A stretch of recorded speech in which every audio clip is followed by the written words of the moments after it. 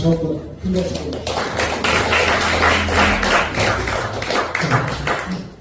이렇게 불러주셔서 고맙습니다. 감사합니다. 저는 그렇게 일반인들보다 일찍 때 시를 쓰지는 못했습니다.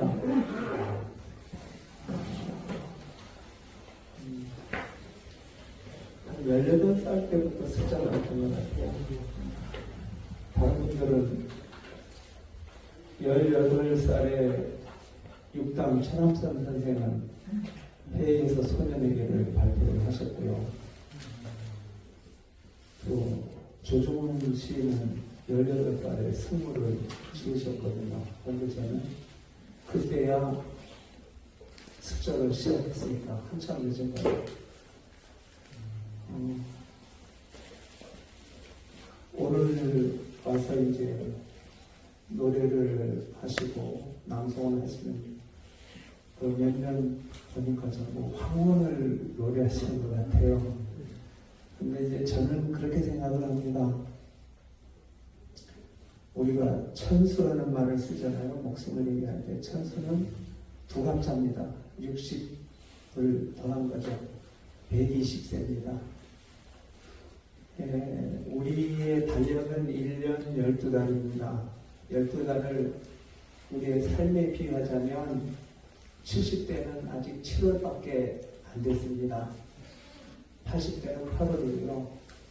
여기 아직 가을 맞이하신 분이 한 분도 없는데 전부 가을을 노래하시고 겨울을 기다리는 것처럼 하시는데 아직 우리의 계절은 다가오지가 않습니다. 저는 60대니까 6월이 되겠죠. 70대신 어른들은 7월일 뿐이지 아직 8월은 한참 많이 남았습니다. 저는 그렇게 생각을 합니다. 그렇기 때문에 다음의 계절은 여름으로 가는 것이 좋겠습니다. 우리가 성년이라 해서 모든 것을 마무리할 수 있다면 더 나위 없죠. 전체로 생각을 한다면 우리 태양계는, 우리 지구는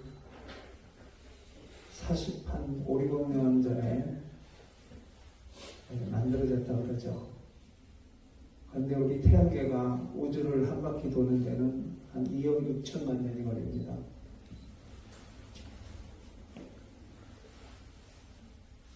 그러면은 20바퀴만 돌면은 우주 태양계가 사실 끝나는 겁니다. 우리가 그 안내에 살아가는 겁니다. 우리가 살면서 수많은 직업이 있습니다. 우리 변창태 선생님은 의사이십니다.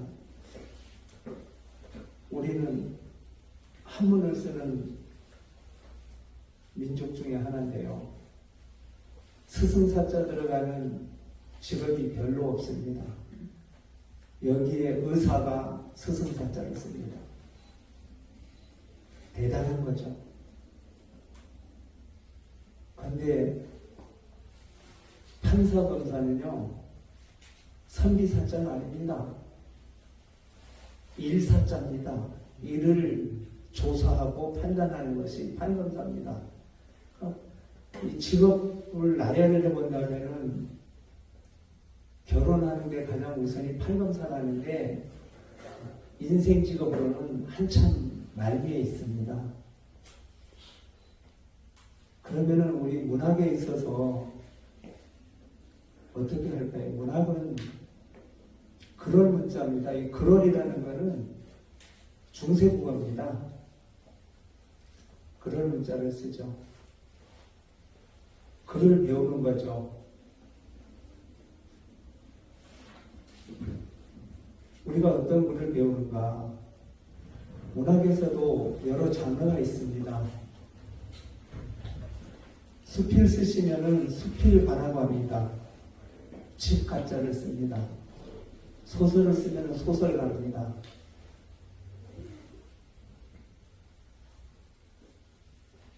아동문학을 하면 아동문학가라고 합니다. 그래서 이러한 분들을 통틀어서 작가라고 합니다. 그런데 시를 쓴 오늘 전부 신앙송 있잖아요. 시 작가라고 안 합니다.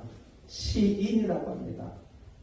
세상 직업 중에 사람 인자 들어가는 것은 시인 말고는 없습니다. 시를 낭송한다는 것은 사람의 길을 열어주는 겁니다. 그만큼 중요합니다. 오늘 여기에서 신앙송하기 위해서 시를 한 달만 준비한 게 아니잖아요. 그 시를 알면서부터 준비해온 겁니다. 아마 여기 계신 순비소리 신앙송 여러분 모두는 평생 그러지 않을까 싶습니다. 오늘 여기 가서 낭송 소리를 들으면서 너무 행복했습니다. 노래도 그렇고 연주도 그렇고 다 좋았습니다. 참 행복했습니다. 제가 여기 와서 저 혼자 듣는 게 너무 안타깝습니다. 우리 여기 김 선생님 오셨습니다만 일부러 해서 모든 사람이 공유할 수 있도록 해야 됩니다. 시를 낭송하면서 욕하는 사람이 없습니다. 따라서 시를 지으면서 나쁜 생각하는 사람이 없습니다. 우리는 모두 착한 사람들입니다. 그러나 그런 착함에 대한 것을 관심을 갖는 것과 갖지 않는 것, 요 차이뿐입니다. 오늘 109번째 맞이하는 순비소리 시낭송에 너무 좋습니다. 순비소리가 뭡니까? 이 순비소리가 저는 제주의 정체성이라고 봅니다. 제주를 지켜낸 것은 종려들입니다. 종려들이 순비소리가 없었으면 제주를 지켜내지 못했습니다.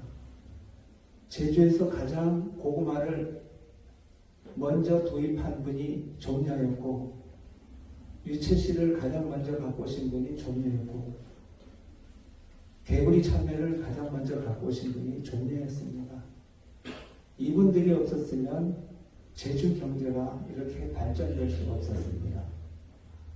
그런 의미에서 우리 여기 문상훈 선생님이 계신다면 제가 2015년도에 예총회장 처음 맡았을 때 잊어버리지도 않는다. 여기서 한 50m 옆에 있는 그때 상호가 예그리냐였는데 거기에서 저보고 예총회장 되셨으니까 우리 순비소리 신앙성에 가서 한번 말씀 좀 해달라 해서 그때 처음 제가 참석을 했습니다. 제가 서귀포를 다 알지는 못합니다. 그런데 서귀포에서 100번 넘는 모임을 빠지지 않고 한 것은 순비소리 말고는 없습니다. 이것 제가 단언할 수 있습니다. 그런 의미에서 순비소리는 서귀포의 시민들과 함께 시를 통해서 깊이 잠자는 시민들의 감성을 깨워주신 겁니다. 그러한 일깨움이 이중석거리를 탄생시켰고 최근에는 서귀포시 문화도시 105개 마을 노지문화를 탄생시키는 이끌음이 됐다. 저는 그렇게 봅니다. 여러분 한 분 한 분은 어떻게 생각하는지 몰라도 저는 그러한 의미를 배웁니다. 앞으로도 순비소리 시낭송이 거르지 않고 계속 이어졌으면 합니다. 문학의 힘입니다. 이게 문학이 아니고서는 거르지 않고 100회 이상 어떻게 합니까? 친목 모임도 그렇게 못합니다. 학교도 결석을 합니다. 그런데 순비소리는 그동안 저 알기로는 결석한 적이 없는 걸로 알고 있습니다. 시민의 이름으로 개근상 받아야 됩니다. 학교 수업 1등 하는 것이 중요한 게 아니고요. 저는 개근이 중요하다고 봅니다. 여기 와서 이렇게 보니까 많은 분들이 정말 좋은 시를 계절에 맞고 분위기에 맞는 시를 많이 낭송해 주셔서 얼마나 행복한지 모릅니다. 나는 우리 백 선생님이 시방송한 지 여기서 처음 봤어요. 언제 그렇게 낭송했어요? 저는 얼마나 하는 줄 알았는데. 너무 감사드리고요. 할 얘기는 참 많습니다. 그러나 차근차근 하더라고요. 그리고 오늘 제가 우리 이 자리에 모이신 분들께 하나 제가 알려드릴게요. 제가 얘기를 해도 되는지 모르겠는데, 고길선 그 회장님이 문해사조 12월호로 등단을 합니다. 제가 지난번에 시의 날 11월 1일 날 해서 면을 보니까 시를 쓰는 것 같아서 습작한 거 좀 보내달라고 했더니 보내주셨더라고요. 그래서 이 정도면은 투고해도 괜찮겠구나 해서 투고를 해서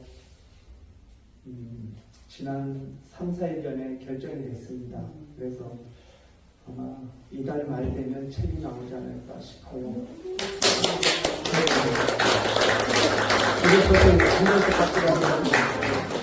일어서서 인사해야죠.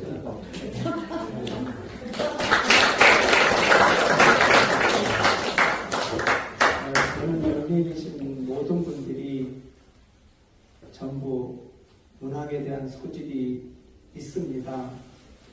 우리 김정호 씨도 계십니다만은 우리 김희성 선생은 제가 안 지가 한 20년 넘었죠.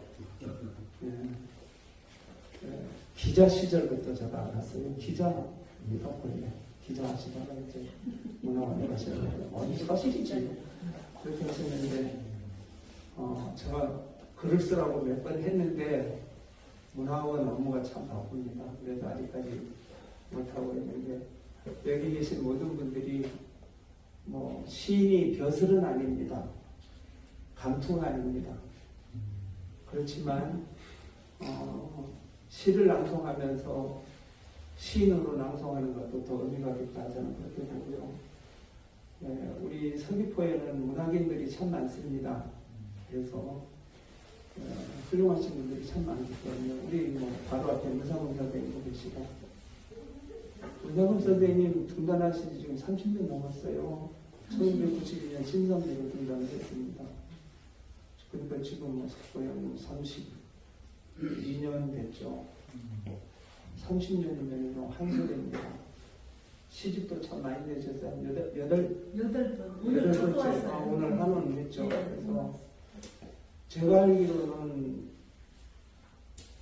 서귀포에 원로 시인이 김용길 선생님이 계십니다. 1960년대 등단하셨고요.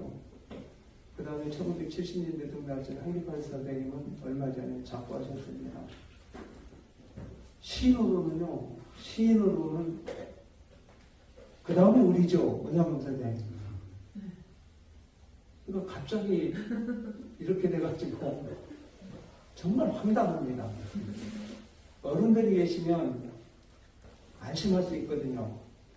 한눈 팔아도 누가 말하는 사람이 없는데 이제는 한눈 팔 수가 없게 됐습니다. 그래서 매사에 조심하려고 합니다. 그래서 우리 여류 시인 중에는 우리 문상훈 선생님이 가장 고참입니다. 우리 서귀포에서.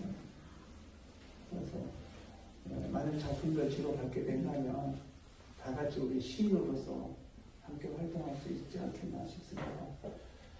오늘 정말 귀한 분들의 목소리로 좋은 작품들을 오늘 낭송되는 행복을 제가 느끼고 있습니다.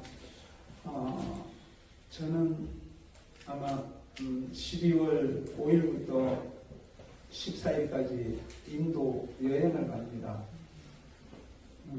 1년에 한 번씩은 꼭 외국에 나가는데 그동안 코로나 때문에 못 나갔다가요. 저는 인도 가면 꼭 겐지스강에 가서 목욕을 하고 옵니다. 근데 한국 사람들은 거기 가서 목욕을 안 합니다. 더럽다고. 근데 저는 더러움을 느껴본 적은 없습니다. 우리가 목욕탕에 가면 때를 밀잖아요. 그러면 더러운 데서 때를 미는 거하고 똑같습니다. 근데 목욕탕은 12월 달에는 언제 하시는지 모르지만 그때는 제가 시민으로 가서 여러분들 주옥 같은 시 낭송하는 걸 듣고 싶습니다. 네, 우리 고길선 선생님 시인 등단을 진심으로 축하드리고요. 109번째 맞는 수미소리 시낭송회가 1000회를 넘어서기를 바랍니다. 모두가 노력이 필요하겠죠. 그래서 이런 그 수미소리 시낭송회가 시민들의 감성을 자극시키고 서귀포시의 문화도시가 더욱 앞당기는 디딤돌이 됐으면 합니다. 제가 오늘 시에 대해서 얘기를 하기로 되어 있는데 이 정도만 얘기하더라도 다 이해하지 않을까 싶습니다. 여러분 고맙습니다. 감사합니다.